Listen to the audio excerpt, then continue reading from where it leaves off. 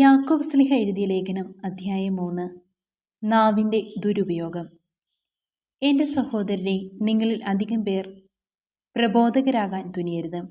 എന്തെന്നാൽ കൂടുതൽ കർശനമായ വിധിക്ക് നാം അർഹരാകുമെന്ന് മനസ്സിലാക്കുവിൻ. നാം എല്ലാവരും പല വിധത്തിൽ തെറ്റു ചെയ്യുന്നു. സംസാരത്തിൽ തെറ്റുവരുത്താത്ത ഏവനും പൂർണ്ണനാണ്. തൻ്റെ ശരീരത്തെ മുഴുവൻ നിയന്ത്രിക്കാൻ അവന് കഴിയും. നമ്മെ അനുസരിക്കുന്നതിന് വേണ്ടി കുതിരയുടെ വായിൽ കടിഞ്ഞാനിടുമ്പോൾ അതിൻ്റെ ശരീരം മുഴുവനെയും നാം നിയന്ത്രിക്കുകയാണ് ചെയ്യുന്നത്. വളരെ വലുതും ശക്തമായ കാറ്റിനാൽ പായിക്കപ്പെടുന്നതുമായ കപ്പലുകളെ നോക്കുവിൻ.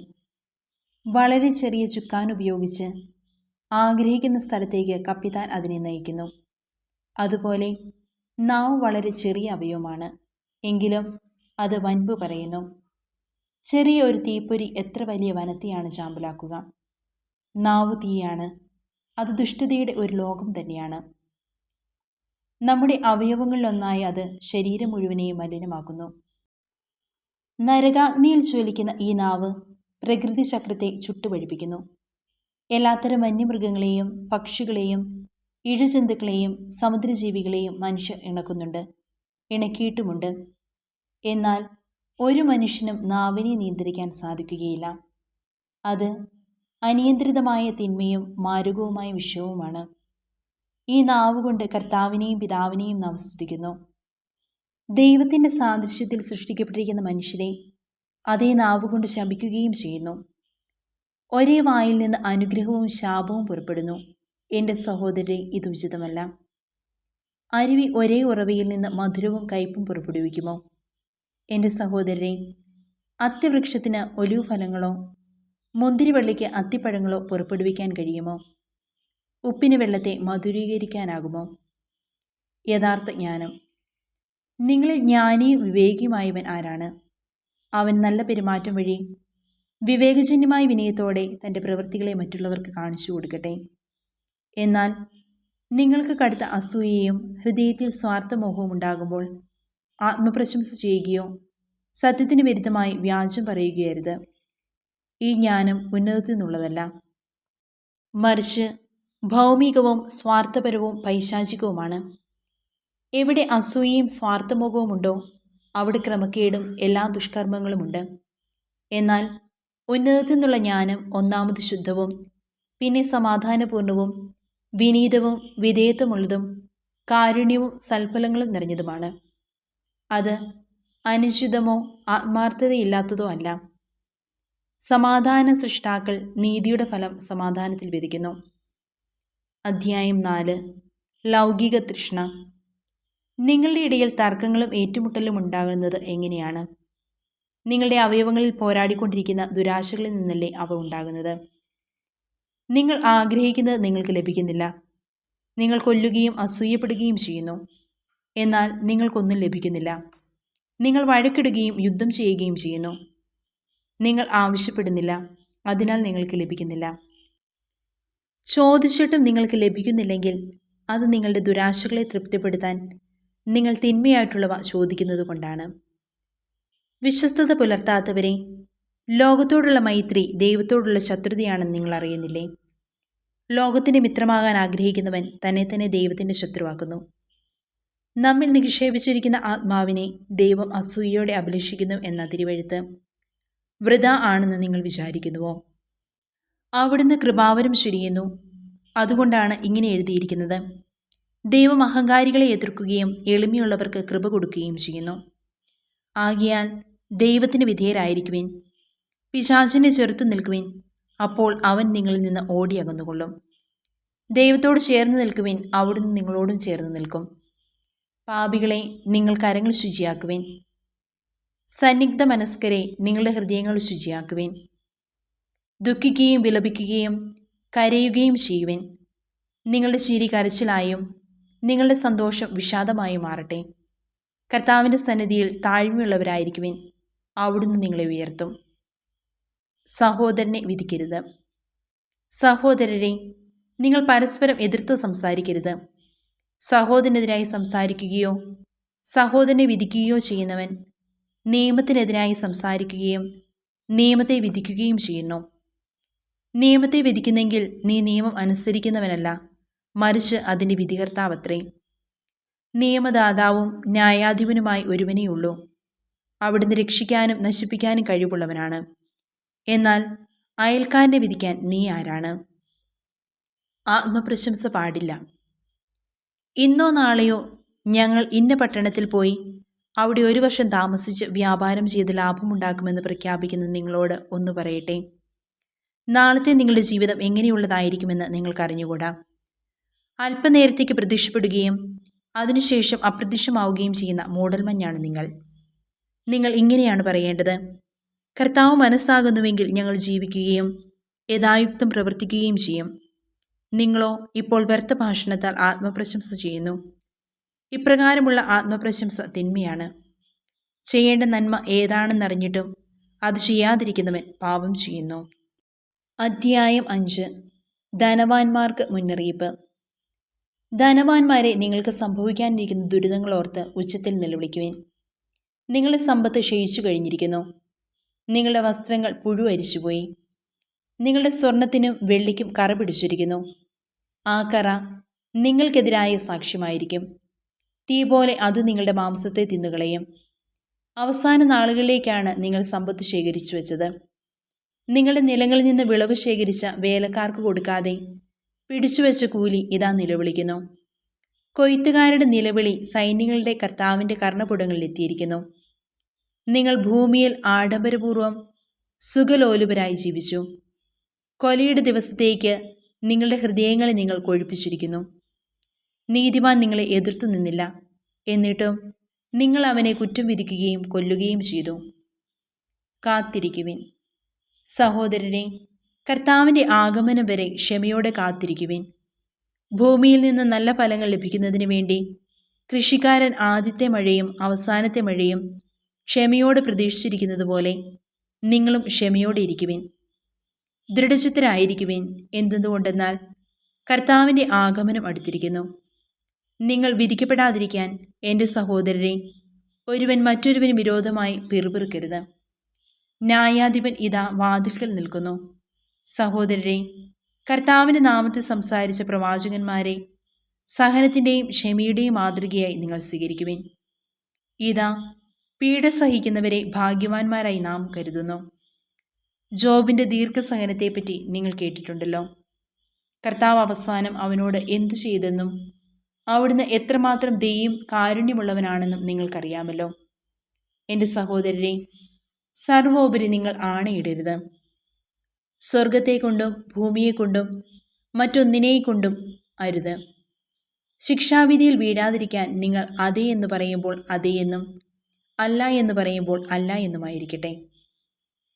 രോഗിക്ക് വേണ്ടി പ്രാർത്ഥന. നിങ്ങളുടെ ഇടയിൽ ദുരിതം അനുഭവിക്കുന്നവർ പ്രാർത്ഥിക്കട്ടെ. ആഹ്ലാദിക്കുന്നവൻ സ്തുതിഗീതം ആലപിക്കട്ടെ. നിങ്ങളിൽ ആരെങ്കിലും രോഗിയാണെങ്കിൽ അവൻ സഭയിലെ ശ്രേഷ്ഠന്മാരെ വിളിക്കട്ടെ. അവർ കർത്താവിൻ്റെ നാമത്തിൽ അവനെ തൈലാഭിഷേകം ചെയ്ത് അവനു വേണ്ടി പ്രാർത്ഥിക്കട്ടെ. വിശ്വാസത്തോടെയുള്ള പ്രാർത്ഥന രോഗിയെ സുഖപ്പെടുത്തും. കർത്താവ് അവനെ എഴുന്നേൽപ്പിക്കും. അവൻ പാപം ചെയ്തിട്ടുണ്ടെങ്കിൽ അവിടുന്ന് അവന് മാപ്പ് കൊടുക്കും.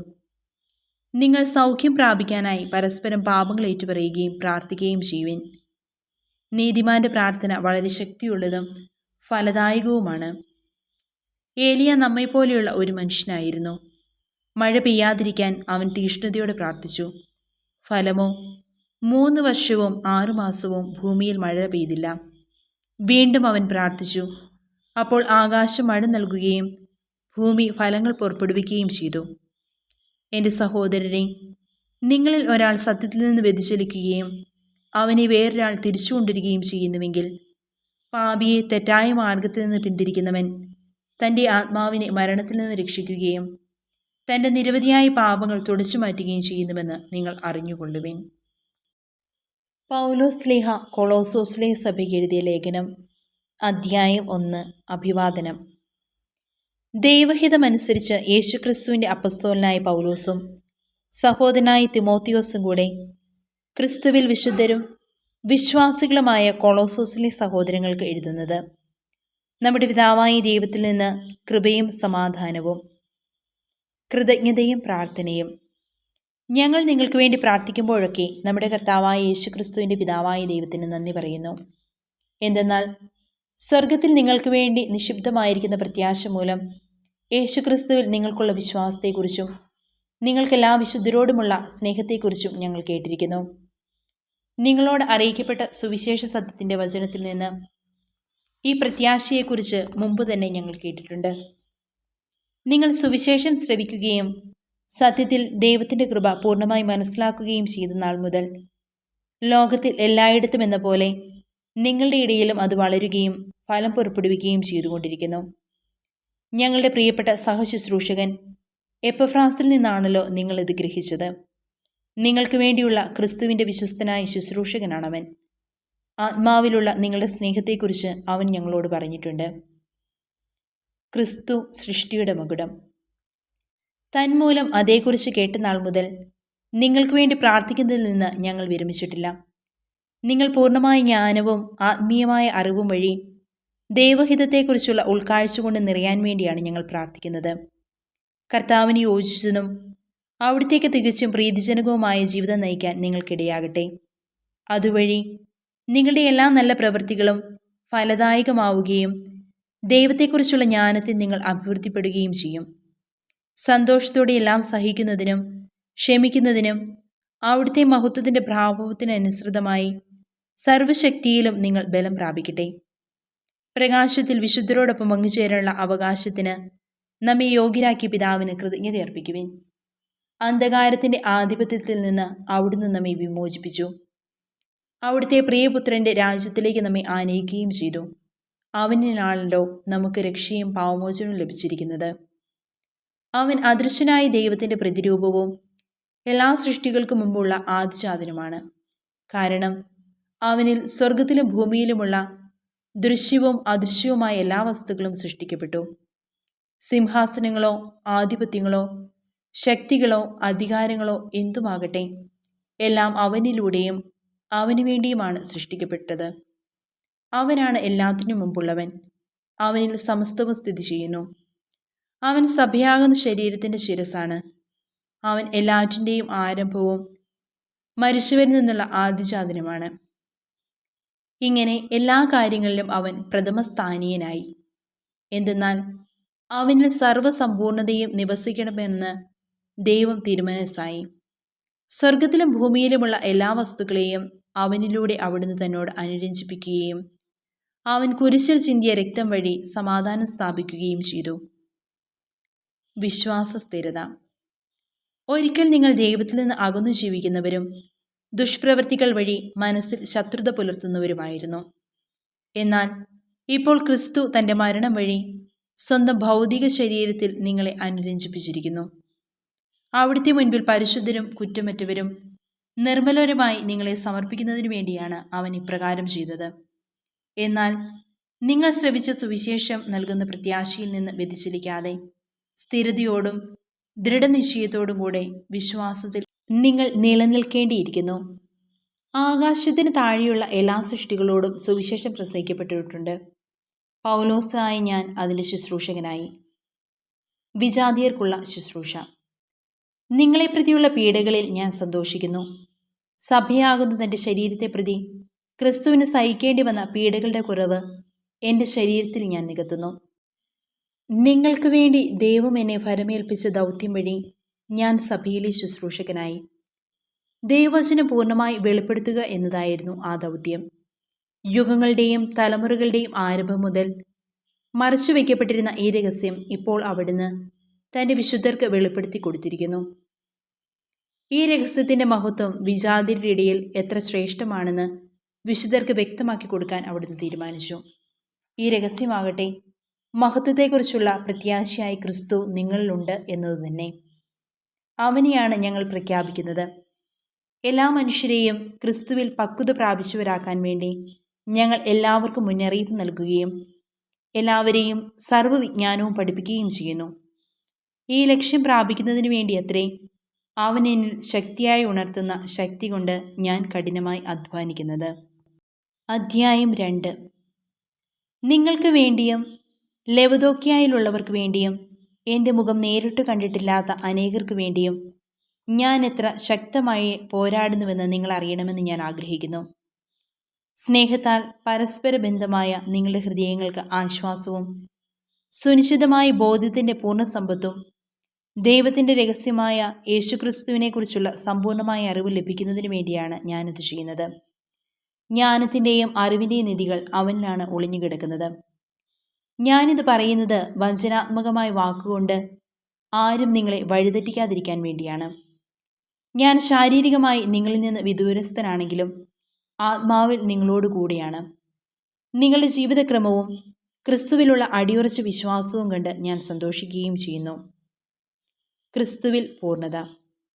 കർത്താവായ യേശു ക്രിസ്തുവിനെ നിങ്ങൾ സ്വീകരിച്ചിരിക്കുന്നതിനാൽ അവനിൽ ജീവിക്കുവിൻ. അവനിൽ വേരൂർപ്പിക്കപ്പെട്ടും പണിതുയർത്തപ്പെട്ടും നിങ്ങൾ സ്വീകരിച്ച വിശ്വാസത്തിൽ ദൃഢത പ്രാപിച്ചുകൊണ്ട് അനർഘളമായ കൃതജ്ഞതാ പ്രകാശനത്തിൽ മുഴുകുവിൻ. ക്രിസ്തുവിന് യോജിക്കാത്തതും പ്രപഞ്ചത്തിൻ്റെ മൂലഭൂതങ്ങൾക്കും മാനുഷിക പാരമ്പര്യത്തിനും മാത്രം ചേർന്നതുമായ വ്യർത്ഥ പ്രലോഭനത്തിനും തത്വചിന്തയ്ക്കും ആരും നിങ്ങളെ ഇരയാക്കാതിരിക്കാൻ ശ്രദ്ധിക്കണം. ദൈവത്വത്തിൻ്റെ പൂർണ്ണത മുഴുവൻ അവനിൽ മൂർത്തീഭവിച്ചിരിക്കുന്നു. എല്ലാ ആധിപത്യങ്ങളിലും അധികാരങ്ങളുടെയും ശിരസ്സായ അവനിലാണ് നിങ്ങളും പൂർണ്ണത പ്രാപിച്ചിരിക്കുന്നത്. അവനിൽ നിങ്ങളും പരിച്ഛേദനം സ്വീകരിച്ചിരിക്കുന്നു. കൈകളാൽ നിർവഹിക്കപ്പെടുന്ന പരിച്ഛേദനമല്ല, ശരീരത്തിൻ്റെ അധമവാസനകളെ നിർമ്മാർജ്ജനം ചെയ്യുന്ന ക്രിസ്തുവിൻ്റെ പരിച്ഛേദനം. ജ്ഞാനസ്നാനം വഴി നിങ്ങൾ അവനോടൊപ്പം സംസ്കരിക്കപ്പെട്ടു. മരിച്ചവരിൽ നിന്ന് അവനെ ഉയർപ്പിച്ച ദൈവത്തിൻ്റെ പ്രവർത്തനത്തിലുള്ള വിശ്വാസ നിമിത്തം നിങ്ങൾ അവനോടുകൂടെ ഉയർപ്പിക്കപ്പെടുകയും ചെയ്തിരിക്കുന്നു.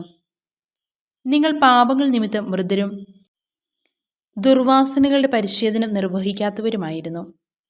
ദൈവം നിങ്ങളെ അവനോടുകൂടി ജീവിപ്പിക്കുകയും നമ്മുടെ എല്ലാ പാപങ്ങളും ക്ഷമിക്കുകയും ചെയ്തു. നമുക്ക് ദോഷകരമായി നിന്ന ലിഖിത നിയമങ്ങളെ അവൻ മായ്ച്ചു കളയുകയും അവയെ കുരിശിൽ തറച്ച് നിഷ്കാസനം ചെയ്യുകയും ചെയ്തു. ആധിപത്യങ്ങളെയും അധികാരങ്ങളെയും അവൻ നിരായുധമാക്കി.